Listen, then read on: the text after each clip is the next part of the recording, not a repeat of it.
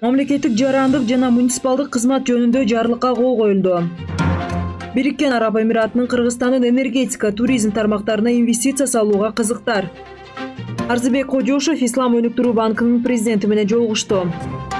Кыргызстанда туулган Айсулуу Ашыралиева Сеул шаардык кеңешинин депутаты болду. Урумчи-Бишкек-Урумчи аба каттамы 21-июндан баштап жанданат. Өзбекстан өсүмдүк майын экспорттоого убактылуу тыюу салды. Президент Садыр Жапаров мамлекеттик жарандык кызмат жана муниципалдык кызмат системасында аттестация өткөрүү жана сыноо мөөнөтүн өтүү маселелери жөнүндө жарлыкка кол койду. Жарлыктын максаты мамлекеттик жарандык жана муниципалдык кызматчынын кесиптик билимдеринин жана иш көндөмдөрүнүн ээлеген кызматына ылайыктуулугун аныктоо. Өлкөнүн жаңы мамлекеттик кадр саясатынын негизги милдети мамлекеттик органдардын жана жергиликтүү өз алдынча башкаруу органдардын зарыл квалификацияга ээ болгон кызматчылардан турган жогорку кесипкөй аппаратын түзүүнү камсыз кылуу болуп саналат.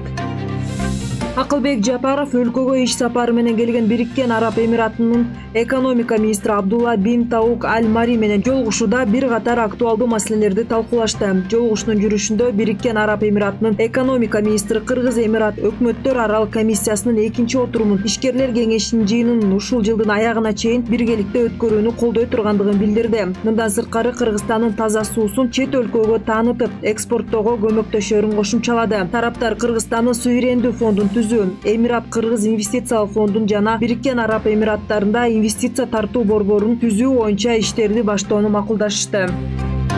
Кыргыз делегациясынын Ислам өнүктүрүү банкы тобунун башкаруучуларынын жыл сайын өтүүчү 47-чи жыйналышына катышуусунун алкагында Кыргызстандын министрлер кабинетинин төрагасынын биринчи орун басары Арзыбек Кожошов Ислам өнүктүрүү банкынын президенти Мухаммад бин Сулайман Аль-Джассер менен жолугушту. Жолугушууда эки тараптуу кызматташтыктын актуалдуу маселелери, Кыргызстандын аймагында Ислам өнүктүрүү банкы тарабынан ишке ашырылып жаткан долбоорлорду ишке ашыруунун жүрүшү, ошондой эле долбоордук кызматташтыктын мындан ары кеңейтүү, тактап айтканда өнүгүүсү үчүн артыкчылыктуу саналган долбоорлорду кеңейтүү маселеси талкууланды. Тараптар Кыргызстан жана Ислам өнүктүрүү банкы ортосунда 2022-2027 жылдарга өлкөлөр аралык кызматташуу стратегиясын иштеп чыгуу жана ага тез арада кол коюу зарылдыгын белгиледи. Кыргызстанда туулган Айсулуу Ашыралиева Сеул шаардык кеңешинин депутаты болуп шайланды. Бул тууралуу Кыргызстандын Түштүк Кореядагы элчиси Аида Исмаилова билдирди. Анын маалыматына ылайык, кечээ 1-июнда Түштүк Кореяда жергиликтүү органдарынын областтык жана шаардык депутаттарын шайлоосу болуп өттү. Урумчи-Бишкек-Урумчи аба каттамы 21-июндан баштап жанданат. Каттамдар Түштүк Кытай авиакомпаниясы тарабынан аткарылып турат. Эскерте кетсек, Кыргызстан менен Кытайдын ортосундагы аба каттамдар 2020-жылдын март айында пандемияга байланыштуу токтотулган болчу.